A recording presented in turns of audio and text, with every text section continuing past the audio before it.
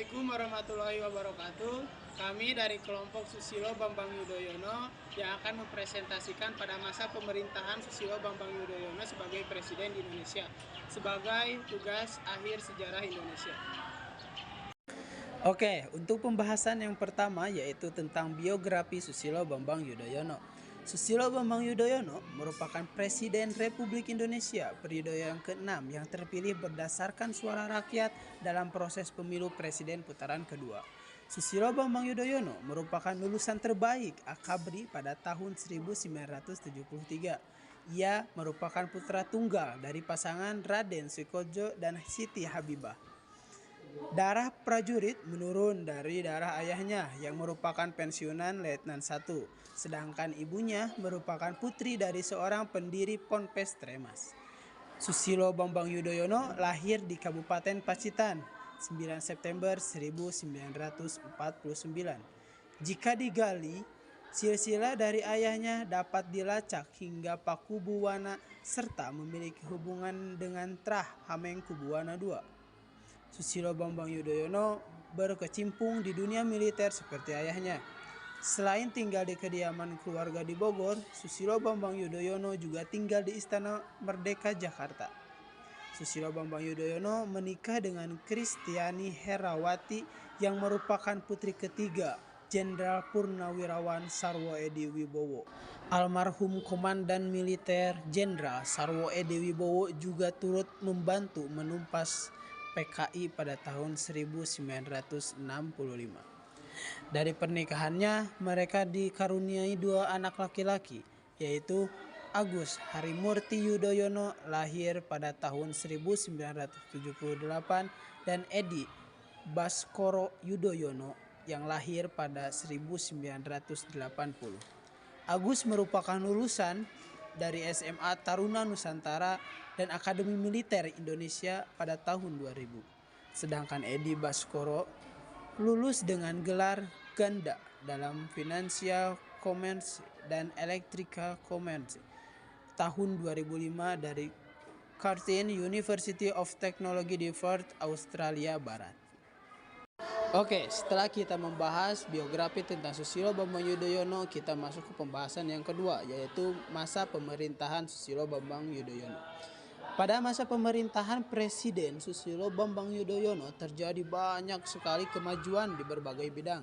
Hal ini dikarenakan kemajuan teknologi dan kebebasan berpendapat. Namun, terdapat beberapa kemunduran juga. Kita tidak dapat melihat kesuksesan suatu pemerintahan hanya dengan satu pandangan saja. Kita harus memandang dari berbagai sisi. Jika dibandingkan dengan pemerintahan pada masa Orde Baru, memang dalam beberapa bidang terlihat kemunduran. Tetapi bisa saja hal ini dikarenakan pada masa Orde Baru kebebasan pers dikekang sehingga bagian buruk pada Orde Baru tidak terlihat. Pada masa pemerintahan Susilo Bambang Yudhoyono, musyawarah mufakat itu sangat diutamakan, sehingga pengambilan kebijakan terkesan lambat. Meskipun begitu, musyawarah mufakat ini dilakukan untuk kepentingan bersama, sehingga dapat dikatakan pada masa pemerintahan Susilo Bambang Yudhoyono telah cukup berkembang dibandingkan masa-masa sebelumnya dalam hal demokrasi. Kebijakan politik pada masa pemerintahan SBY. 1. Pembentukan Kabinet Indonesia Bersatu Jilid 1. Kabinet Indonesia Bersatu dibentuk pada 21 Oktober 2004 dan masa baktinya berakhir pada tahun 2009 pada 5 Desember 2005. Presiden Yudhoyono melakukan perombakan kabinet untuk pertama kalinya, dan setelah melakukan evaluasi lebih lanjut atas kinerja para menterinya, Presiden melakukan perombakan kedua pada 7 Mei 2007. Kedua, pembentukan Kabinet Indonesia Bersatu Jilid 2. Susunan Kabinet Indonesia Bersatu II diumumkan oleh Presiden SBY pada 21 Oktober 2009 dan dilantik sehari setelahnya. Pada 19 Mei 2010, Presiden SBY mengumumkan pergantian Menteri Keuangan. Pada tanggal 18 Oktober 2011, Presiden SBY mengumumkan perombakan Kabinet Indonesia Bersatu II. Beberapa wajah baru masuk ke dalam kabinet dan beberapa menteri lainnya bergeser jabatan di dalam kabinet. Ketiga, sistem politik berdasarkan kedaulatan rakyat. Rakyat bisa memilih secara langsung calon wakil rakyat melalui pemilu untuk memilih anggota Dewan Legislatif dan Pilpres untuk pemilihan elit eksekutif, sekalipun untuk elit yudikatif. Pemilihannya masih dilakukan oleh DPR dengan pertimbangan Presiden. Yang keempat, politik pencitraan. Presiden SBY melakukannya dengan beberapa hal yang terbagi dalam konteks internal atau kapabilitas retorika atau kemampuan berbicara di depan umum, dan konteks eksternal atau kampanye dan introduksi prestasi positif SBY selama memerintah Indonesia. Kebijakan ekonomi pada masa pemerintahan SBY. Salah satu kebijakan ekonomi pada pemerintahan SBY adalah mengurangi subsidi dengan menaikkan harga bahan-bahan minyak BBM. Untuk mengurangi beban masyarakat, pemerintah mengeluarkan kebijakan bantuan langsung tunai kepada rakyat miskin.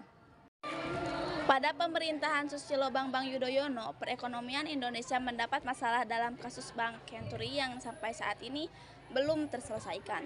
Bahkan sampai mengeluarkan biaya 6,7 triliun untuk menyelesaikan kasus Bank Senturi ini. Kondisi perekonomian pada masa pemerintahan SBY mengalami perkembangan yang sangat baik.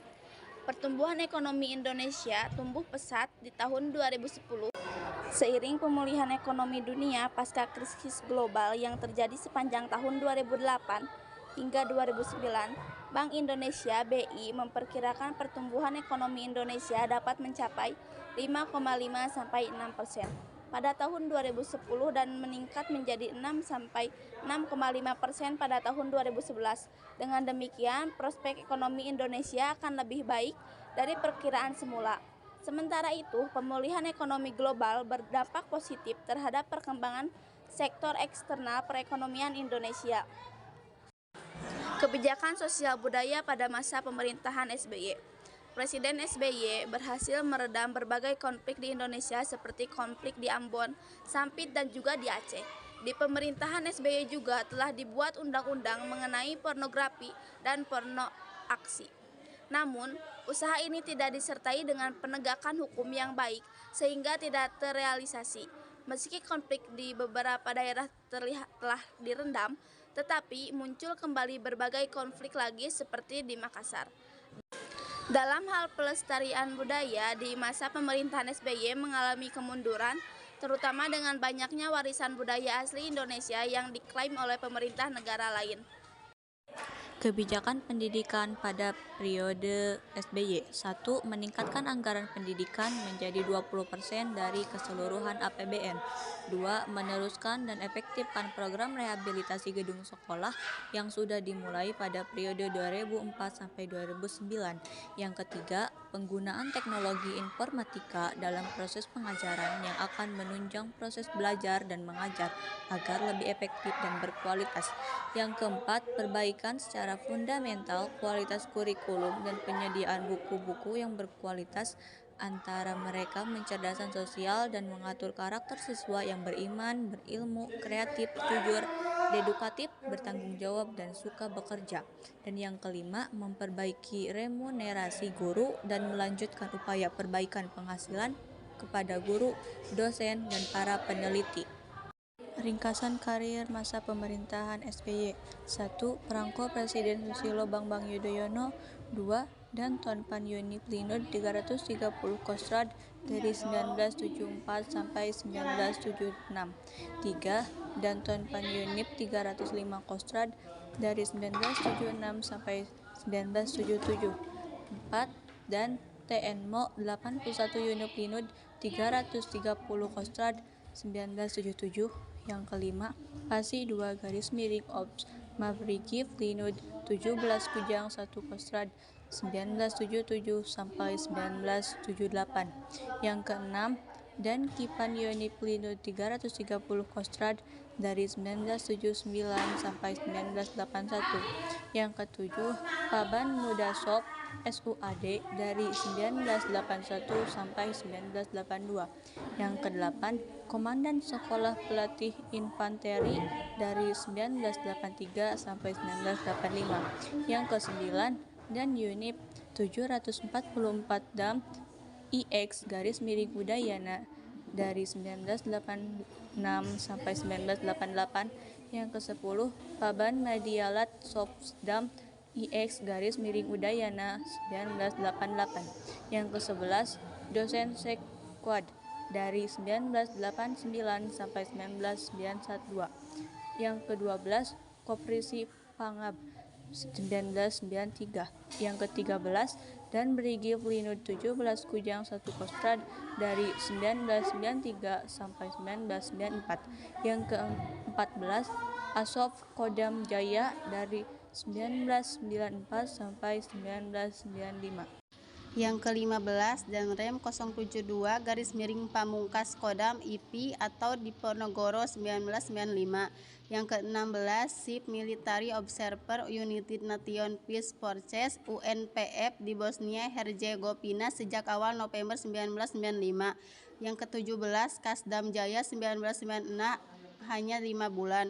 Yang ke-18 Pangdam 2 Sriwijaya 1996 sampai 1997 sekaligus Ketua Bakors Tanasda. Yang ke-19 Asospol Kasospol ABRI Wakil Ketua Fraksi ABRI MPR Sidang Umum MPR 1998. Yang ke-20 Kasospol ABRI Ketua Fraksi ABRI MPR Sidang Istimewa MPR 1998. Yang ke-21 Kepala Staf Teritorial Kastor ABRI 1998 sampai 1999. Yang ke-22 Menteri Pertambangan dan Energi sejak 26 Oktober 1999. Yang ke-23 Menteri Koordinator Politik Sosial Keamanan Pemerintahan Presiden K. Haji Abdurrahman Wahid. Yang ke-24 Menteri Koordinator Politik dan Keamanan Pemerintahan Presiden Megawati Soekarno Putri mengundurkan diri 11 Maret 2004. Yang ke-25 Presiden Republik Indonesia dari 2004 sampai 2014. Akhir pemerintahan SBY. Masa kekuatan SBY akan berakhir pada Oktober 2014. Kekuasaan tersebut berakhir dikarenakan masa jabatannya yang telah terlaksana 2 periode. Periode pertama dari 2004 sampai 2009 dan periode kedua dari 2009 sampai 2014. Sesuai dengan Undang-Undang Dasar bahwa masa maksimal jabatan presiden adalah 2 periode dan tidak diperbolehkan lagi penduduk sebagai presiden setelah itu. Dan di akhir masa posisikan yakini terdapat masalah yang berpengaruh besar bagi rakyat Indonesia, yaitu berkurangnya subsidi BBM meskipun harga BBM masih stabil diimbang sama dengan langkanya persediaan BBM. Sekian presentasi dari kelompok kami, semoga ada manfaatnya. Mohon maaf bila penjelasan kami kurang jelas. Assalamualaikum warahmatullahi wabarakatuh.